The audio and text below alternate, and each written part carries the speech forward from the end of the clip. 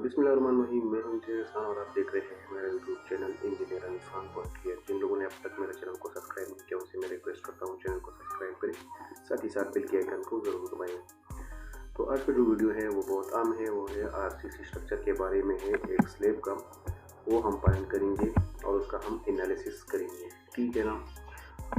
और RCC structure जो है वो स्लैब है और इसका जो रेशो हमारे पास है 1:4, मतलब सैंड सीमेंट और कोर्स एग्रीगेट का। इसका एनालिसिस हम करेंगे, मटेरियल का भी रेट फाइंड करेंगे, साथ ही साथ जितने लेबर इसमें लगेंगे उसका भी पूरा हिसाब हम निकालेंगे, ठीक है ना।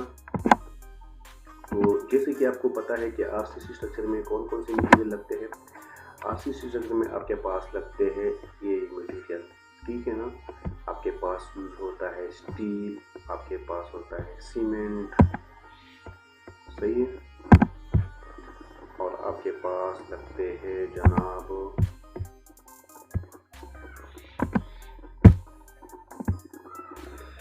ठीक है ना। आपके पास क्या क्या लगते हैं, सीमेंट लगते हैं, स्टील लगते हैं, steel, cement, coarse aggregate, sand, ये दो भी अहम है, सही है। सेंटरिंग और सेंटरिंग इसका वो भी बोलते हैं, मतलब ये जो लाइन लगे हुए स्टील जो लगे सपोर्ट सपोर्टिंग, सही है ना। ये और इसके अंदर जो प्लाई है, सही है, इसका भी हम पूरा कैलकुलेशन निकालेंगे, साथ ही साथ बाइंडिंग वायर इसमें कितना लगेगा, ठीक है ना। तो ये 6 मटेरियल हमको आरसीसी स्ट्रक्चर में लाजमी चाहिए होते हैं। उसके बाद चले जाते हैं नेक्स्ट स्लाइड के ऊपर। यहाँ हम बाइंडिंग वायर का एक रफ कैलकुलेशन कर लेते हैं। आपको ये याद होना चाहिए कि हमारे पास 100 kg में कितने बाइंडिंग वायर लगता है। 100 kg में हमारे पास लगता है 0.9 से 1.3। इसी तरह अगर 1000 हो जाएगा तो फिर हमारे पास इतने kg बाइंडिंग वायर लगेंगे, सही है ना। और हर बार के डायमीटर के साथ उसका वेट कम ज़्यादा होता रहता है, सही है ना। मतलब आपके पास डायमीटर ज़्यादा होगा तो फिर जाहिर बात है उसका स्पेसिंग ज़्यादा होगा तो फिर कम चाहिए होता है, ठीक है ना।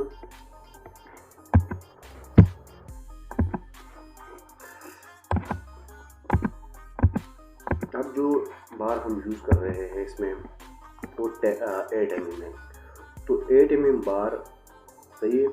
अगर 8 mm बार हो और वेट हमारे पास 1000 kg हो, 8 mm बार हो, सही है ना, ये वाला, और इसका कितना हो, वेट जो है वो 1000 kg हो, तो इसमें कितना बाइंडिंग वायर लगा, इसमें आपका लगेगा 12 kg, ठीक है ना।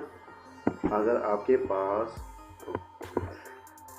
8 mm बार हो और आपका स्टील जो है उसका वेट 1000 kg हो, तो इसमें कितना बाइंडिंग वायर लगेगा, 12 kg, सही है। मतलब 1000 वेट में आपका 12 kg बाइंडिंग वायर लगता है। अभी यहाँ पे एक अहम बात और नोट कर दूँ कि स्लैब में जो हम वॉल्यूम ले लेते हैं स्टील का, वो हम कितना लेते हैं, 1% स्टार्ट से हम ले लेते हैं, सही ना, ये वाला, ठीक है ना। ये आपको पॉइंट याद रहना चाहिए, सही ना। और इसका जो डेंसिटी होता है स्टील का, तो कितना हमारे पास कितना होता है, वो हमारे पास होता है 7850 kg पर मीटर क्यूब। और यहाँ पर हमारे पास जो रेशो बना हुआ है कोर्स एग्रीगेट का और साथ ही साथ सीमेंट का और सैंड का, तो 1:2:4 है, ठीक है ना। यहाँ पर फिर मैंने लिखा हुआ है 1000 में इतना चाहिए होता है, तो 100 में 1.2 kg आपका लगता है बाइंडिंग वायर, ठीक है ना। तो ये चीज़ें हम आगे स्लाइड में यूज़ करेंगे, ठीक है ना। यहाँ पे आप देख सकते हैं 1.24 रेशो सीमेंट कोर्स, और ये हो गया, और यहाँ पर इसका डेंसिटी होगा, और इतना आपका क्या लगेगा, बाइंडिंग वायर, ठीक है। उसके बाद लेबर आ जाते हैं। लेबर कितने लेंगे, आरसीसी स्ट्रक्चर में ये सीन होता है कि एक मेसन के साथ आपके कितने लेबर लगते हैं, 4 से 5, फर्ज करें अगर इसके पास 4 मेसन है तो मेसन को हम किस चीज़ से मल्टीप्लाई करेंगे, 5 से। यहाँ पर 4 मेसन है तो हम 5 से मल्टीप्लाई करेंगे। एक के लिए 5 4 करेंगे तो 4 से 5 मल्टीप्लाई करेंगे तो 20। ये आगे मैं आपको नेक्स्ट स्लाइड में डिटेल से बताऊंगा। तो आइए सोल्यूशन की तरफ।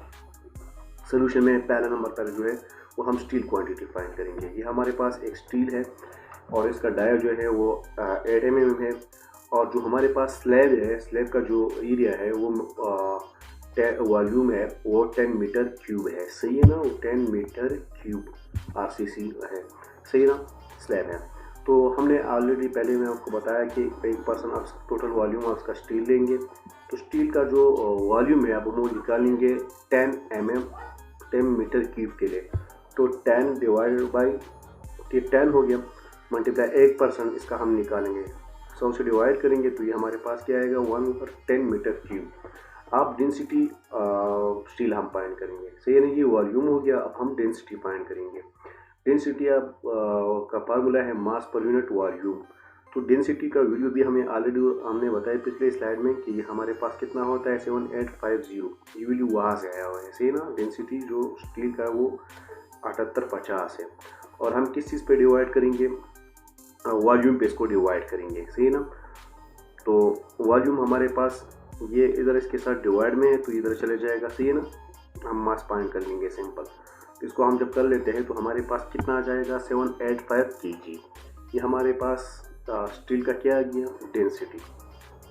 डेंसिटी नहीं, सॉरी, इसका क्या आ गया, वेट आ गया। हमारे पास जो स्टील हो गया उसका वेट कितना हो गया या मास कितना हो गया, तो हमारे पास हो गया जनाब ये। ठीक है, अब हम बाइंडिंग वायर 8 mm स्टील के लिए हमने पहले बताया कि एक 8 mm बार जब हो तो उसमें कितना लगता है, 1000 kg। सही है, तो यहाँ पर 785 है तो इसका कैलकुलेशन जब आप निकालेंगे तो हम आपके पास कितना बाइंडिंग वायर आएगा, 9.4। सही ना, 100,000 में इतना लगता है। अगर हम 1000 से इसका डिवाइड करेंगे तो ये 1.2 इस तरह आ जाएगा। उसके बाद 100 को फिर अगर हम उसी वैल्यू पे डिवाइड करेंगे तो हमारे पास कुछ वैल्यू आ जाएगा, उसको हम इससे मल्टीप्लाई करेंगे। सही है ना, लेकिन आपको ये याद होना चाहिए कि 12 kg लगता है 1000 में, तो 785 kg पे कितना लगेगा, जस्ट उसको मल्टीप्लाई एंड डिवाइड कर लेना है। सही है ना,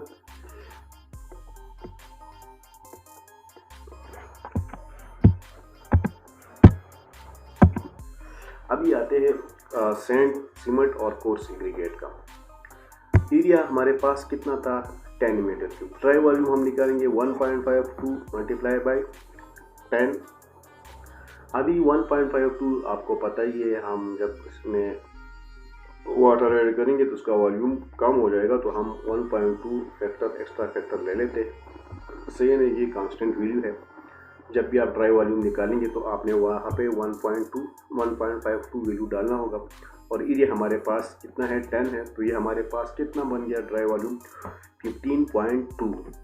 ठीक है ना, और हमारे पास जो रेशो था इसका 1:2:4 था। कितना था, 1:2:4।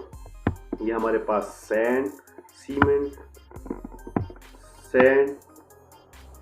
और कोर्स एग्रीगेट, इसका हमारे पास ये वाला रेशो था 1:2:4। तो जस्ट आपने रेशो के क्वेश्चन सॉल्व करने हैं। सबसे पहले हम क्या करेंगे, sum of ratio. Sum of ratio से हमारा कितना वैल्यू आएगा, 3 दूनी का 7। ठीक है ना, अब किसका हम फाइंड करेंगे, सीमेंट का। सीमेंट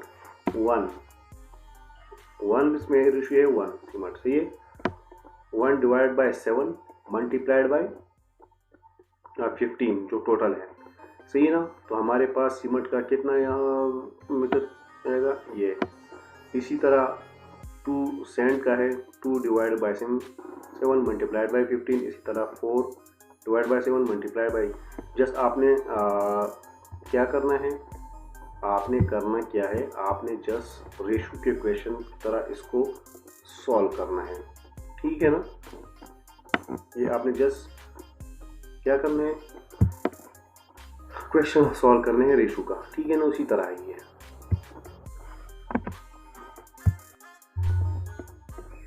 जी यहाँ पे मैंने फिर दिया है 1:2:4 cement sand and course silicate. ये वीडियो हमारे पास आगे है, अब हम इसको आगे यूज करेंगे।